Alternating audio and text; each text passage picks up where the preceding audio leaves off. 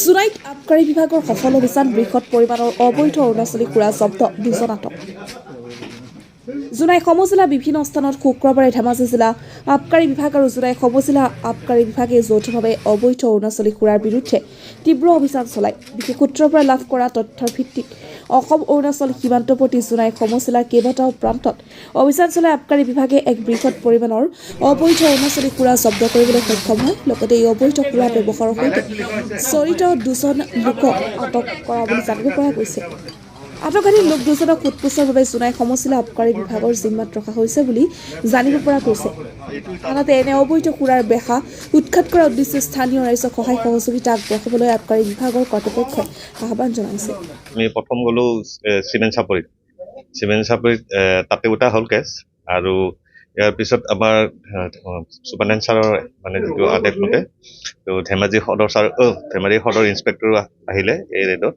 তেখেতে এটা মানে অৰ্ডাৰ কৰি দিছে, তেখেতেও মানে আমাৰ ইয়াতে ডিউটি কৰিব আৰু তো সেইটো কাৰণে জইণ্ট অপাৰেশ্যনে আৰু তেখেতসকলে বেলেগ ফালে আছিলে, মই বেলেগ ফালে আছিলোঁ, কিন্তু একেলগে কৰ্ডিনেশ্যনত আছিলোঁ আৰু তো চিমেণ্ট চাপৰিৰ পিছত আমি আহিলোঁ ইয়াতে কি বুলি কয় ৰুকচিনত আমাৰ যিটো অৰুণাচল বৰ্ডাৰৰ ওচৰত আৰু তাতে এঘৰত তাতে তেখেতক মানে চলাই আৰু অপাৰেশ্যনটো। তেতিয়া বুজন পৰিমাণৰ অৰুণাচলী সুৰা পোৱা যায়, কাৰণ কালি অৰুণাচলত ড্ৰাই ডে আছে ইলেকশ্যনৰ কাউণ্টিং বুলি। তো কালি অৰুণাচলৰ ৱাইন শ্বপ বন্ধ থাকিব, তো সেই হিচাপত আমাৰ অসমৰ ফালে আনি অৰুণাচলৰ সুৰা ৰাখি থৈছিলে আৰু কালি বিক্ৰী কৰাৰ কাৰণে। তো সেইখিনি বুজন পৰিমাণৰে হয় আৰু এই টোটেলটো আছিলে আপোনাৰ মানে বিভিন্ন ব্ৰেণ্ডৰ আছিলে। তাতে আমাৰ কোৱাৰ্টাৰ আছিলে 279 মানে আৰু বটলছ, আৰু ফুল বটল আছিল গোটেই ৰেটটোত আৰু 7টা পালোঁ আৰু হাফ এটা, আৰু বিয়াৰ আছিলে আপোনাৰ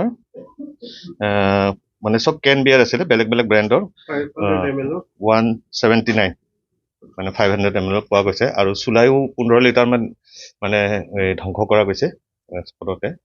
আৰু সুৰাখিনি গোটেই অৰুণাচলী সুৰা।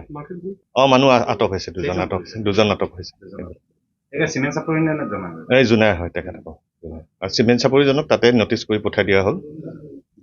তো বাকী কেইজন ইয়াতে জোনাই ধৰা কেইজন ইয়াতে ৰখা হৈছে আমাৰ ইয়াতে, তেখেতসকলক সোধপোছ কৰা যাব।